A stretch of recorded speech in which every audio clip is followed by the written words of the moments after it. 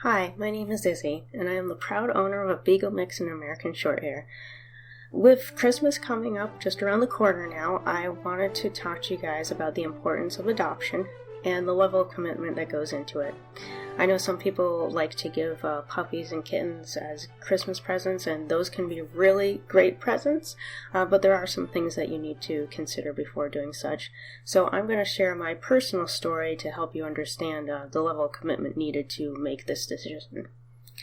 So in October 2013, I decided it was time to get a dog of my own. I had recently gotten a new job. It seemed like a good time in my life to do such. So I went ahead and adopted a dog named Callie. She was very sweet and affectionate and cooperative, and the only health problem that I knew about was she had recently been treated for a heartworm. Other than that, she seemed fine. So took her home, and she adjusted really well, and the cat, after some wariness, did get used to her, and they started getting along. So everything seemed fine. Then, a little over a year later, November of 2014, there came a day where something was just obviously wrong.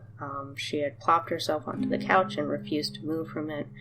She wouldn't eat, she wouldn't drink, she wouldn't wag her tail when people called to her or pet her or anything, and she's a pretty happy dog, generally speaking.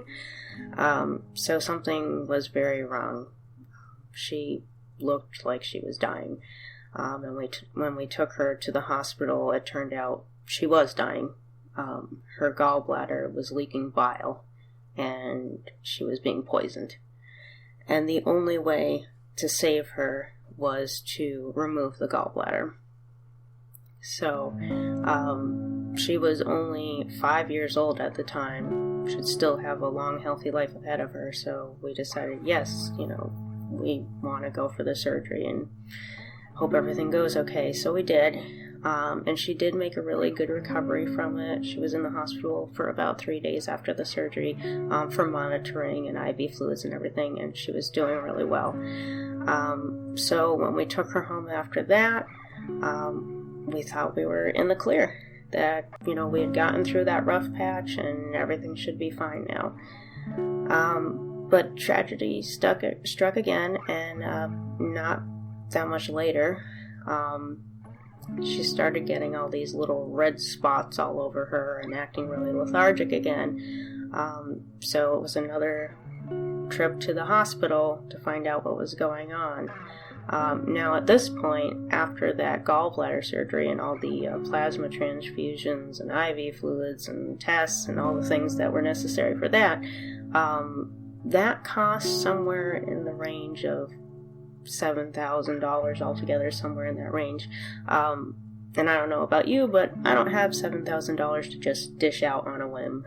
So it was a matter of, maxing out a couple credit cards, getting some help from family. It was already a tight financial situation. So when we had to take her back to the hospital and found out that she was very ill again, she was diagnosed with a disease called thrombocytopenia, which is when your blood platelet count is low.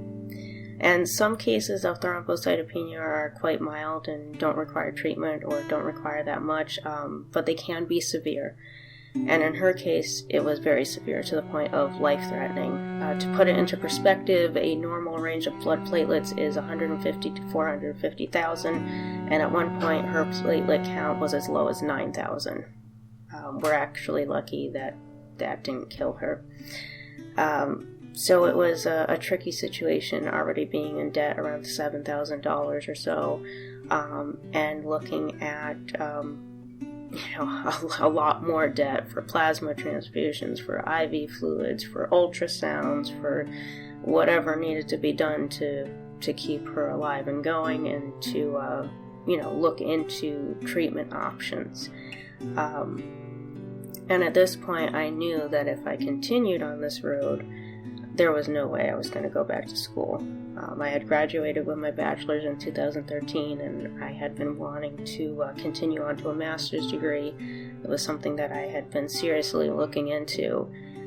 And I knew that if I accumulated any more debt at this point, that was just a death sentence to that dream. So it was a big decision to make.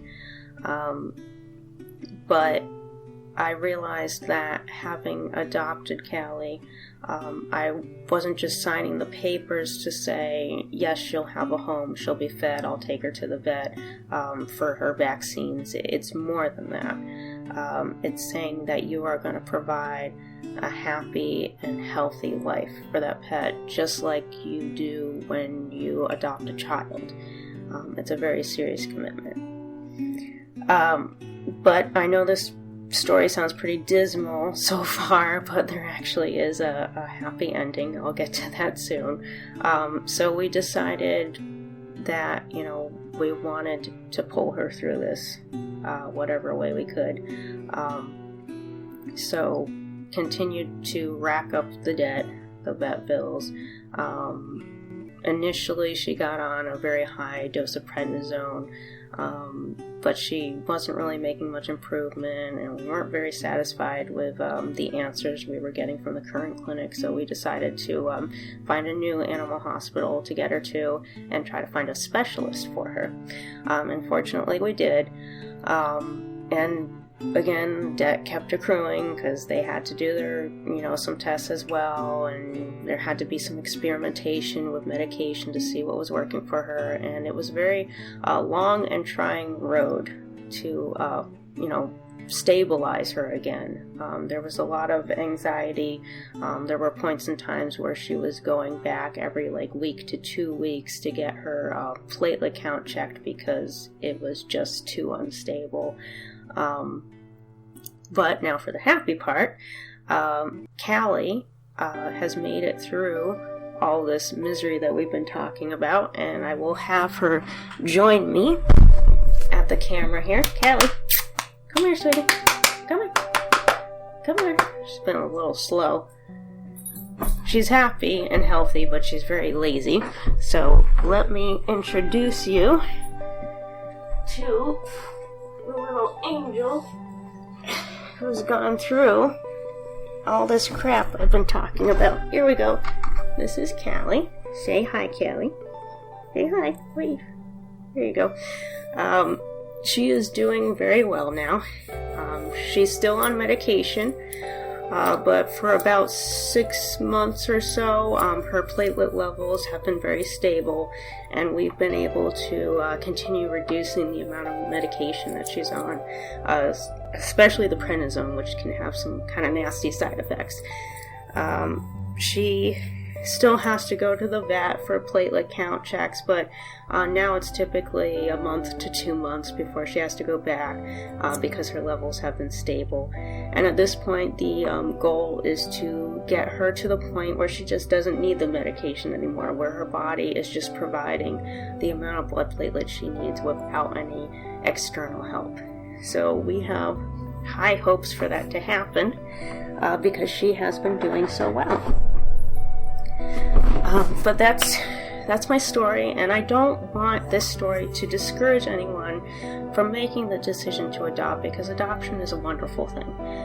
There are so many dogs and cats out there that need wonderful homes, that need love and a second chance. And despite everything that has happened with Callie, I wouldn't change it. I wouldn't change getting a dog. I mean, if I could change her being healthy, then yeah, absolutely, I'd change that. But I would go and adopt again. I'm not going to let this situation deter me from ever helping out an animal again. My cat, who is also adopted, she has been very healthy in the 8 years that I have had her. Very little problem, knock on wood, and has been a very inexpensive pet. So you can have a great outcome with adoption, with very minimal issues. But when you're considering adoption, again, you need to treat it the way that you do considering adopting a child. It's not always going to go as planned. Things can come up, issues can come up. You have to be ready to make the commitment to get through that, whatever it takes. And sometimes that does mean putting yourself into a financial hardship. And if you're not ready to make that level of commitment, or you just don't have the financial resources, to support a pet if something terrible like that did happen, then just don't do it yet. There will be plenty of cats and dogs years down the road. In fact, there will probably always be too many, which is really sad. But, the shelters are always, very full, and there's always strays that need homes. So don't feel like you have to, make a decision right away just because you really want an animal in your life. They're great. They offer health benefits. I'll touch on that in another video. But they are a big responsibility, and you should treat it the same way you do the responsibility of having a child. So I hope that this video was helpful for you in making a decision about whether you're ready to adopt or not. Again, take into consideration the Christmas gift idea too. Don't adopt a pet for someone that you don't think is ready for that level of commitment either. Have a discussion with them at least about it. In my next video, as I mentioned earlier, I'll be talking about the disease thrombocytopenia. Hopefully there's nobody in your life that's suffering from that, but if they are, then I hope that will be helpful for you as well. And thank you for joining me today.